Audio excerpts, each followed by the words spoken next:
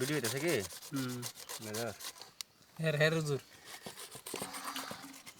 সুপ্রিয় দর্শক, আজকে আমরা বৈশাখ মাসের ছড়া রোদ্রের মধ্যে আসছি আম ভর্তা করতে।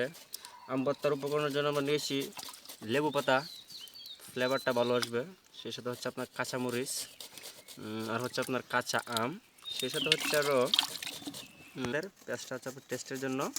আমগুলো খুব ফাইন, সুপার কালার আম, অনেক ভালো, কাঁচা পাকে নাই, যার জন্য টেস্টটা আসবে বেশি।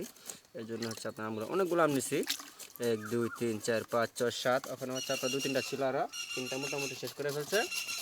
তো ভর্তাটা আশা করি টেস্ট হবে, সবাই সাথে থাকবেন ভর্তাটা টেস্ট করার জন্য।